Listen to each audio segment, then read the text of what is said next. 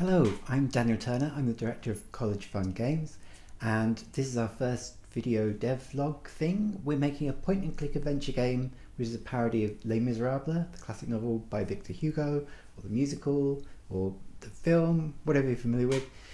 What we want to do is give you a bit of an update about what we've been doing. So this is just for like January 2026. It's been a busy month. We've been to Pocket Gamer Connect in London, which is a fantastic place. We had loads of people play the demo. Like 90% of people like completed it all the way through. So like sat down in a busy, noisy environment and played like a 20-minute demo, which was amazing. Yeah, and the artwork's really drawing people in, and the voice acting's really drawing people in. It's great to see people like laugh and get the puzzles and the jokes and stuff. So that's been amazing. That was a great opportunity and good networking and all that sort of thing as well. We also launched our trailer a couple of weeks ago. That's nearly got 1,000 views already. So that's fantastic. That's got a bit of coverage as well in a bunch of articles, which is so cool to see. It's really amazing.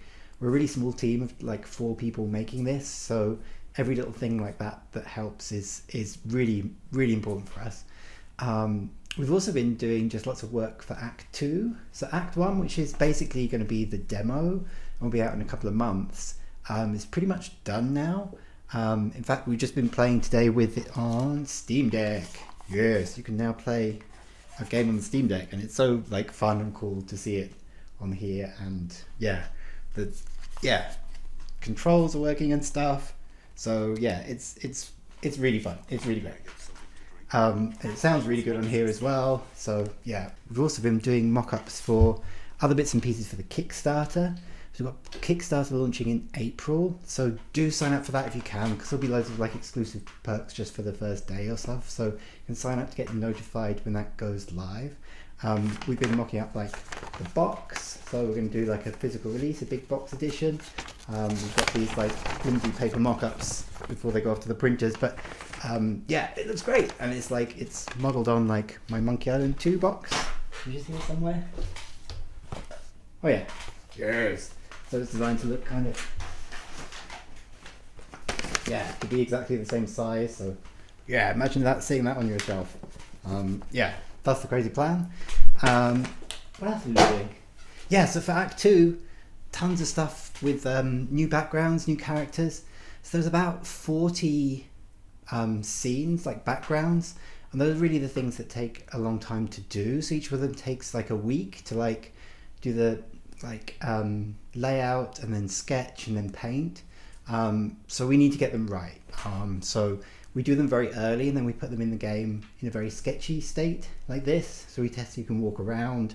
We have people test the puzzles and make sure there's nothing in the background we need to change to make things more obvious or less obvious if some puzzles are too easy. They're all done for Act 1. We've started doing Act 2 now, which is Paris, and that's got all the fun stuff like Notre Dame and like back streets and like various crazy things which are too spoiler filled to go into right now.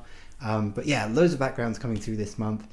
So we'll probably have all of Act 2, yeah, by the end of the month, like in sketch form, and then we'll start playing around with that in the game engine, which is really cool. We also got new characters for those as well. So those are in the kind of sketch character stage development, but we've got the blacksmith, who's one of the first people that you'll meet in Paris. And there's also the baker, who's like a really major character here, and a ton of other people that are still being developed, and again, too spoilery to get into too much detail, but yeah, all that stuff is coming to life. I've also spent a bunch of time just doing the kind of puzzle dependency charts for Act 2.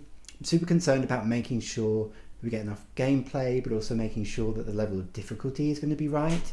So I don't want to have a game where we're kind of pointlessly sending people to like other locations to solve puzzles when they already know what to do. So I'm trying to minimize that, but while also keeping the runtime full of like fun, interesting things. So there's like a good amount of time to play. Like it needs to be like at least 4 hours, I think. So that's kind of what we're aiming for. Yeah, so this guy Jerome Canugis, I don't think I'm saying his name right, but I'll put a link in the description to his website. He's done these fantastic puzzle dependency tree diagrams for all the kind of classic LucasArts games like Curse of Monkey Island, Day of the Tentacle, Full Throttle and all those. And so we know already we have like a similar number of backgrounds to Curse of Monkey Island, but now we know we have kind of a similar number of puzzles and things you have to do. So I'm pretty sure we're going to get to kind of like at least a 4, hopefully like 6 to 8 hour runtime, without having too many puzzles that are just like sticking your head against the wall for. We'll talk a lot more about kind of puzzle design, that kind of things in a later video. So we've now got like 4 other in-person game events that we've been accepted for, which is amazing because we've applied to 5 and we've got accepted to 5, which is incredible. So we're going to be at the Yorkshire Games Festival at the end of February, and we've got 2 more London events, one of which we're not allowed to tell you about yet. And we're going to also the amazing Debug Festival, which will be in Norwich in April. So it's going to be crazy busy, but it's great. It's so fun to see people play the game and to spread the word. And as much playtesting as we do here, the more people you have do crazy things, the better. Like at Pocket Gamer Connect, we had people managing to make the main character walk off the screen in a way that nobody had done before. So that was a 10 out of 10 because nobody spotted that one yet. So it's always good for finding bugs, and also getting feedback that we're getting the kind of puzzles and level of difficulty right and everything. But also for the physical rewards for Kickstarter. So we've got the big box. We're also going to have the Heads Off card game. We've got much better looking kind of sketches of how that's going to look in the game, but we're also producing like a physical version of it. We've had these kind of like really terrible like mock-ups which we've used for play testing just to make sure like the balance and difficulty is right. That's going to be a physical thing that you can get in the Kickstarter if you back that as well. And we're going to do a DVD talkie, so if you still have a DVD drive, you'll do, right? You can physically put it in your computer and play the game. So go along and not wishlist. You can wishlist on Steam if you like, that's great too. But like the Kickstarter notification thing will let you know when that goes live in April, and then you'll be first up for those juicy rewards. So I will leave you with the trailer if you've not seen it already. Do let us know in the comments if you've got any questions, and if you want these updates, don't forget to either follow us on Kickstarter, because that's where you'll get these updates first, or hit that like and subscribe and notification button, and then make sure they come straight to your inbox. Have a great time, pointing clickers. Allons enfants de la patrie. Prisoner 80626, you have been caught attempting escape. Your Honor, I was desperate to see my daughter. 3 more years for trying to escape dressed as a privet hedge. Allons enfants de la patrie. Le jour de gloire est arrivé.